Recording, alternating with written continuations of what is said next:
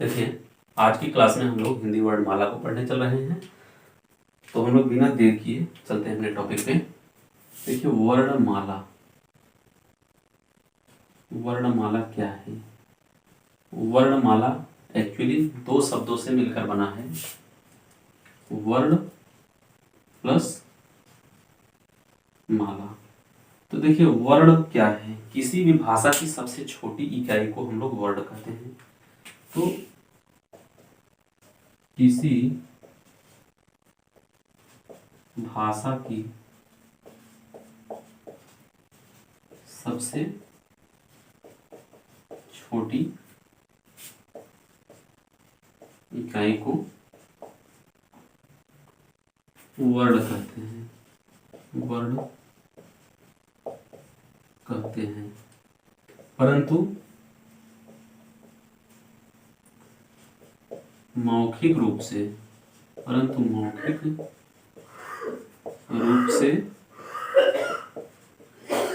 भाषा की सबसे छोटी इकाई, भाषा की सबसे छोटी इकाई ध्वनि है। देखिए, किसी भी भाषा की सबसे छोटी इकाई वर्ण है और परंतु मौखिक रूप से भाषा की सबसे छोटी इकाई ध्वनि है। अब वर्ण, जब किसी भी भाषा में बहुत सारे वर्ण होते हैं, उन्हीं वर्णों को जब हम व्यवस्थित क्रम में सजा देते हैं तो उन्हीं को वर्णमाला कहते हैं। तो वर्णों के व्यवस्थित स्वरूप को वर्णमाला कहते हैं, वर्णमाला कहते हैं। अब देखिए, हम लोग यहाँ हिंदी वर्णमाला की बात करेंगे, क्योंकि हिंदी हमारी जो है राजभाषा है। 14 सितंबर 1949 को हिंदी को सर्वसम्मति से राजभाषा के रूप में स्वीकार किया गया। तो यहाँ हम हिंदी भाषा की बात करते हैं और हिंदी भाषा में वर्णमाला, हमारी हिंदी वर्णमाला में कुल वर्णों की संख्या कितनी है? हिंदी वर्णमाला में वर्णों की संख्या, वर्णमाला में वर्णों की संख्या कितनी है?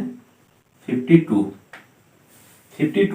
तो वर्णमाला के अंतर्गत क्या क्या आ जाता है? तो देखिए, हम लोग यहाँ पे लिखते हैं, वर्णमाला में आपका आ जाता है स्वर।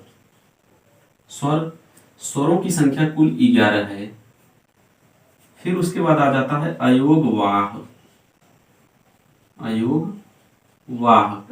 अयोगवाह की संख्या 2 है। उसके बाद आपका आ जाता है व्यंजन की संख्या जो है 33 है। सीधे सीधे क्वेश्चन पूछ लेता है कि हिंदी वर्णमाला में स्वरों की संख्या कितनी है, अयोगवाह कितने हैं और कौन कौन से हैं, व्यंजन कितने हैं। फिर उसके बाद आ जाता है उत्क्षिप्त व्यंजन, इसी को द्विगुण व्यंजन कहा जाता है, द्विगुण व्यंजन। इनको व्यंजन से इन 33 में क्यों नहीं गिना जाता, इसको भी हम बताएंगे। उत्क्षिप्त व्यंजन या द्विगुण व्यंजन की संख्या 2 है।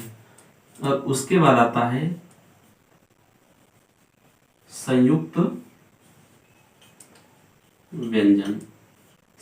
व्यंजनों की संख्या 4 है। तो इस तरीके से अगर देखा जाए तो कुल वर्णमाला में वर्णों की संख्या कितनी हो जाएगी?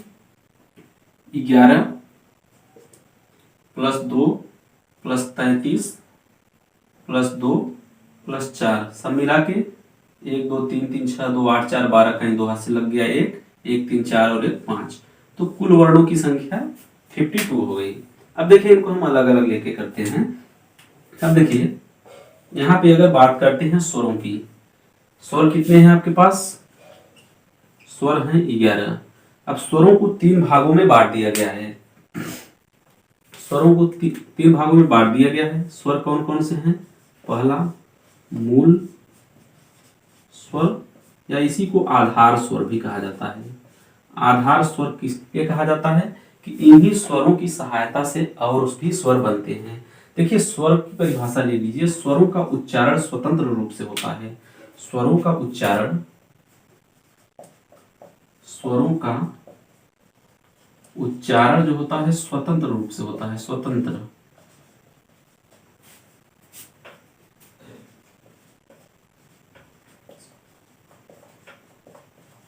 देखिए स्वरों का उच्चारण स्वतंत्र रूप से होता है। स्वरों का उच्चारण के लिए हमें किसी की सहायता भी नहीं लेनी पड़ती। तो मूल स्वर या आधार स्वर जो हैं इनकी संख्या कुल मिला के कितनी है? तो देखिए मूल स्वर या आधार स्वर हमारे पास 4 हैं। अब ये 4 आधार स्वर कौन कौन से हैं? तो देखिए जो 4 आधार स्वर हैं आपके पास अ, छोटी ई, छोटा उ और री, ये 4 आधार स्वर हैं। अब देखिए फिर उसके बाद बारी आती है दीर्घ स्वर की। दीर्घ स्वर, दीर्घ स्वर की संख्या हमारे पास 3 है। अब देखिए 3 दीर्घ स्वर हैं। कौन कौन से? इसमें आपका है आ, बड़ी ई और बड़ा ऊ। देखिए इन्हें दीर्घ स्वर किसके कहा जाता है?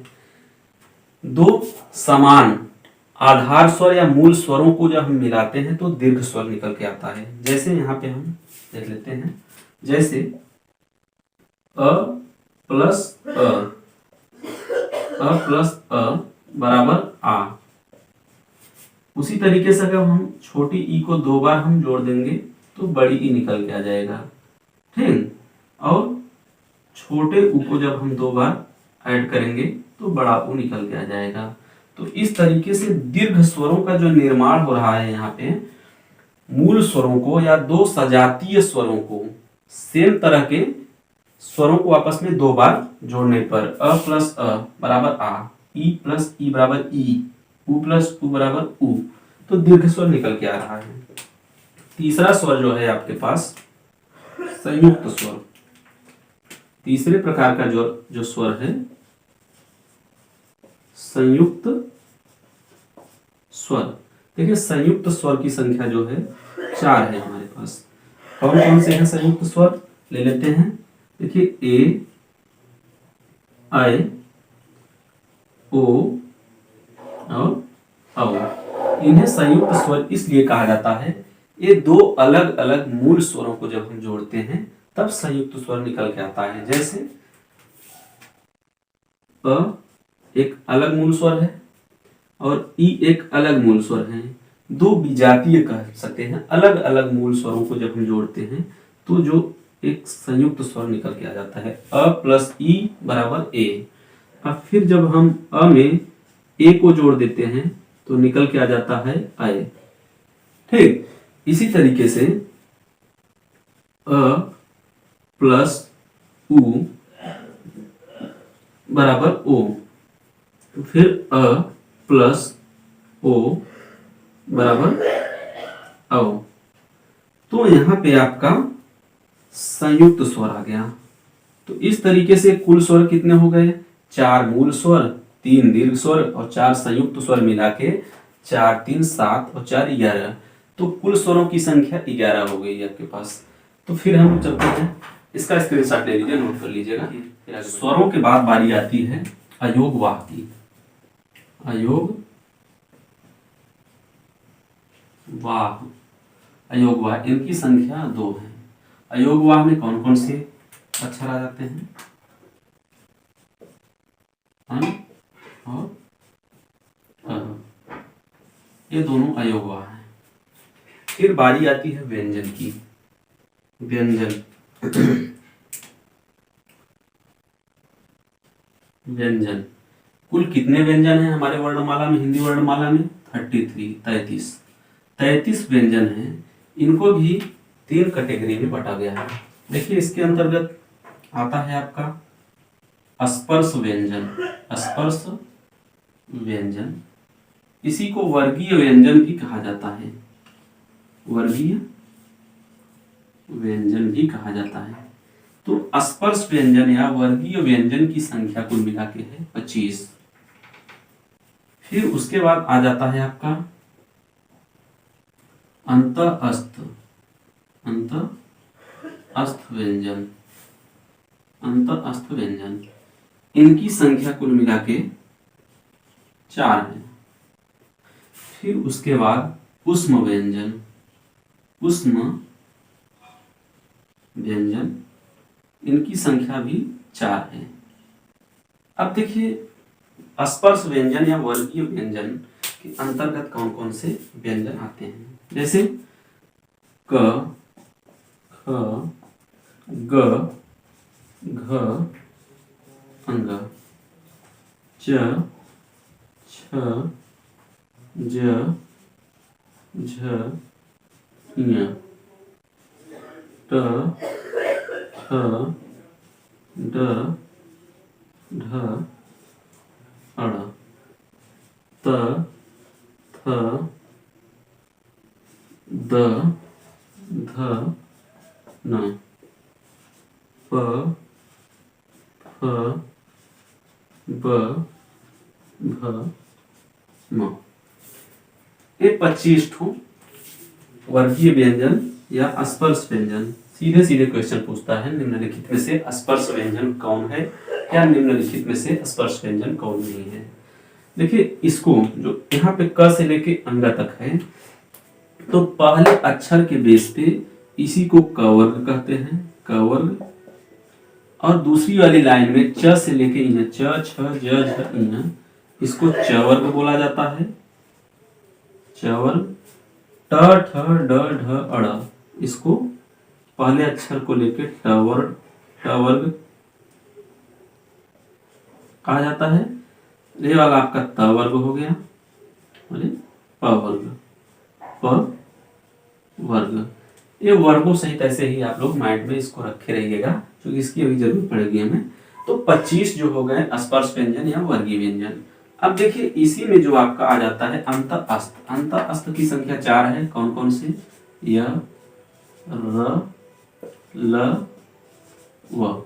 अब देखिए अंत अस्त में य, र, ल, व 4 हैं।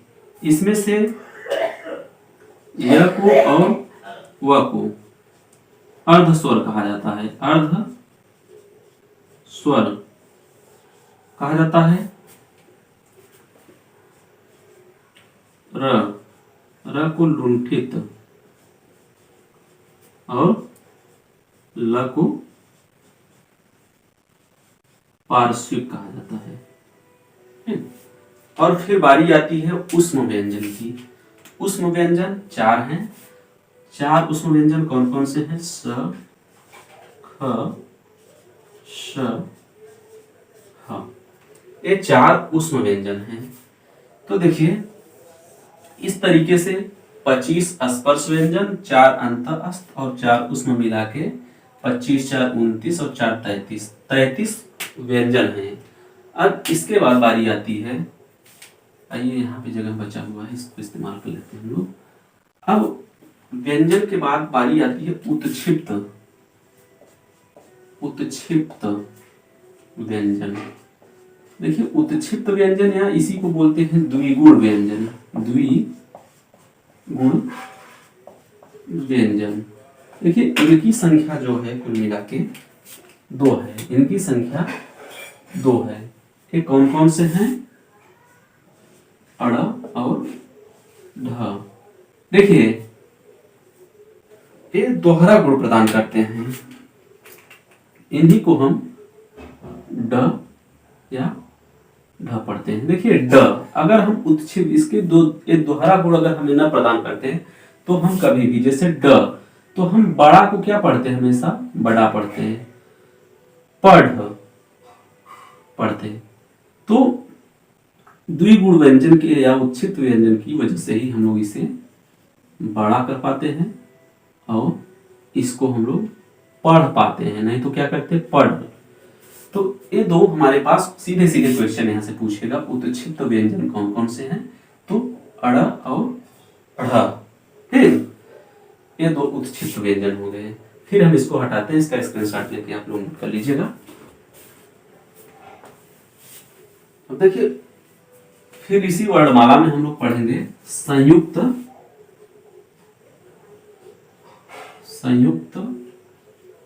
व्यंजन। देखिए संयुक्त व्यंजन इसे इसलिए कहा गया, व्यंजन की श्रेणी में इसको नहीं रखा गया। किस लिए? इनकी संख्या 4 है। 4 है। कौन कौन से हैं संयुक्त व्यंजन? तो संयुक्त व्यंजन आपका छ, छतरी वाला छ, त्रिशूल वाला त्र और ज्ञानी वाला ज्ञ और स्र, ये चार आपके पास संयुक्त व्यंजन या संयुक्त अक्षर कह लीजिए हैं। अब देखिए यहाँ पे जो आपका छ है किससे मिलकर बना है? क प्लस षटकोण वाले स से मिलकर बना है।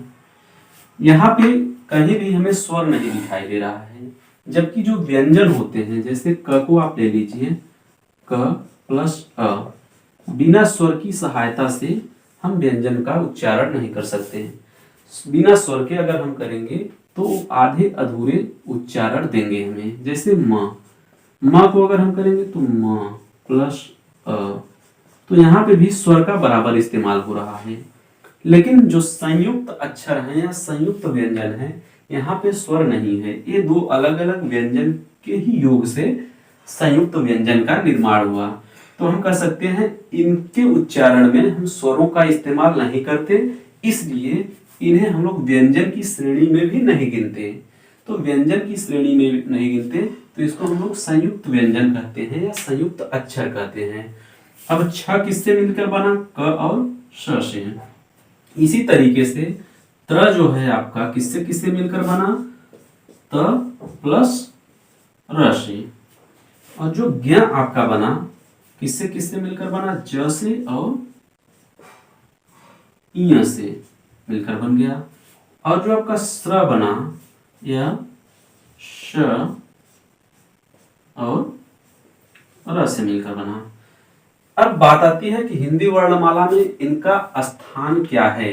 इन सभी का स्थान क्या है? छ का, त्र का, ज्ञ का और श्र का स्थान क्या है? तो देखिए ये जिन दो संयुक्त अक्षरों से मिलकर बन रहे हैं संयुक्त अक्षर, उन्हीं में से पहले वाले के जस्ट बाद यानी क के जस्ट बाद क्या आएगा? आपका छ आएगा हिंदी वर्णमाला में। और त के जस्ट बाद क्या आएगा? त्र आएगा। और ज के जस्ट बाद आपका ज्ञ आएगा और स के जस्ट बाद आपका स्र आएगा। सब पूछे हुए क्वेश्चंस हैं। तो हिंदी वर्णमाला में छ किसके बाद आएगा? क के बाद आएगा। त्र किसके बाद आएगा? त के बाद आएगा। और ज्ञ किसके बाद आएगा? ज के बाद। तो स्र किसके बाद आएगा? श के बाद। और एक क्वेश्चन और बन जाता है कि हिंदी वर्णमाला में अंतिम अक्षर कौन सा है या अंतिम वर्ण कौन सा है? तो अंतिम वर्ण हिंदी वर्णमाला में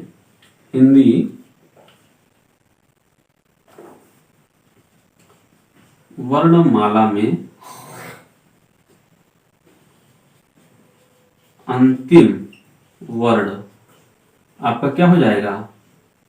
ह हो जाएगा। चूंकि आप पढ़ेंगे तो स्पर्श व्यंजन क ख ग घ ङ च छ ज झ ञ ट ठ ड ढ ढ़ त थ द ध न प फ ब भ म, यहाँ तक स्पर्श व्यंजन है। फिर उसके बाद य र ल व अंत अस्त, फिर श ख श ह उष्म व्यंजन। उसके बाद के जो व्यंजन छ त्र ज्ञ और स्र आते हैं ये लास्ट में लिख दिए जाते हैं, लेकिन वर्णमाला में इनका स्थान जिन दो अक्षरों से मिलकर बनते हैं उसके जस्ट बाद वाले के बाद आते हैं। तो अंतिम वर्ण आपका इस तरीके से ह हो जाएगा। तो आज के लिए इस वीडियो में बस इतना ही रहने देते हैं। मिलते हैं नेक्स्ट वीडियो में। Take care, bye.